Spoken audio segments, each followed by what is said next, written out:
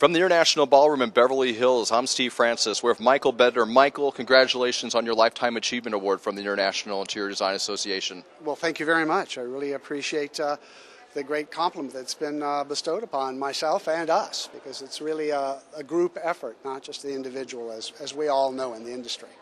Your firm's been around, Hirsch Bedner, for over 40 years. What's the next decade have for you? That's a good question.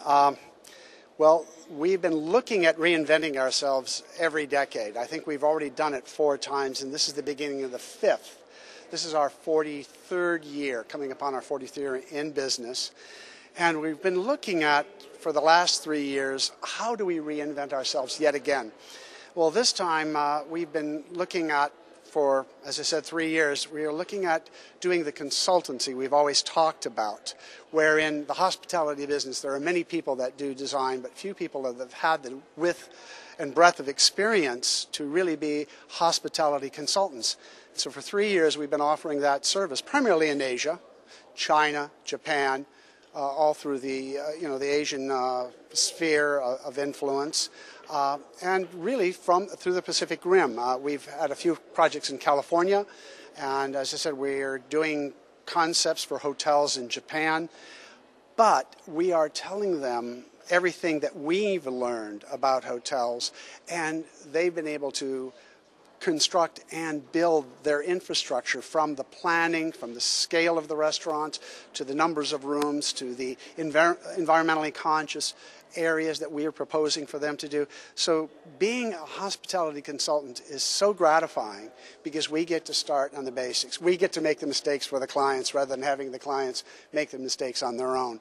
And we're thrilled about it. We've had such great response being consultants for the industry, and then after that being able to do the design, which is of course our passion, and something that we wish to do more than anything. But where people have not had that experience, this is exceedingly gratifying, as I said.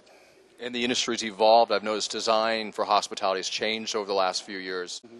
Well, we've seen, thank you, Lord, that it's going to a more contemporary bent. And what we try to do is very contemporary designs. We're doing a major project in downtown Los Angeles where it's mid-century modern. I'm probably one of the only people in my age group, because I detailed that mid-century modern, when it was mid-century and modern. But now it's retro, but very much like the hotel here.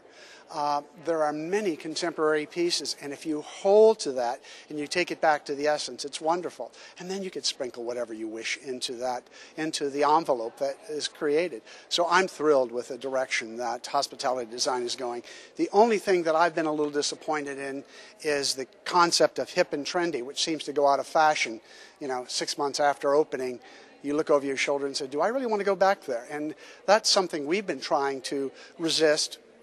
At times we're drawn into it. I will admit to occasionally being hip.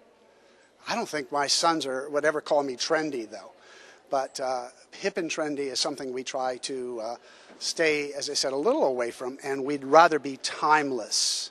And we have some projects that have been working and without any changes for 40 years, 27 years, 25 years, and we could name half a dozen like that. So we're very proud of that. Your firm's come a long way. You now have offices worldwide, correct? I think we're probably one of the few firms that is really an international firm, from the simple standpoint that we have our own offices all over the world. We made the mistake of developing them, staffing them, training them, losing money with them for many years, I might say, which is not that gratifying. But our newest offices are in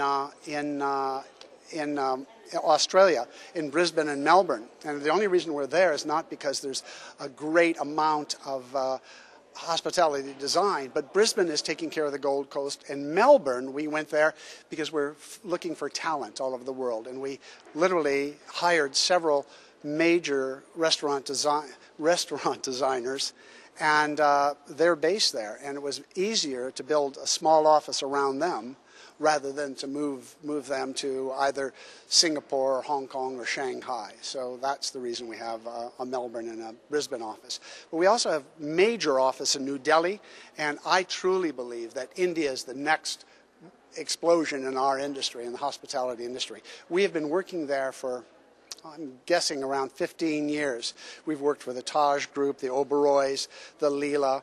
We're still working on several projects for all the major groups and for new independent groups. One of our favorite little projects was a little boutique hotel in Chennai, the Park Chennai, for Priya Paul. Wonderful little hotel that we're very proud of. So India, aside from having a staff of 120, and it's morphed now into a full design office.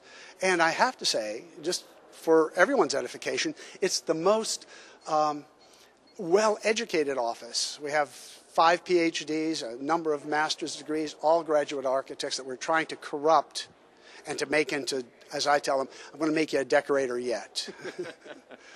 So I hope that doesn't frighten them. It never frightened me.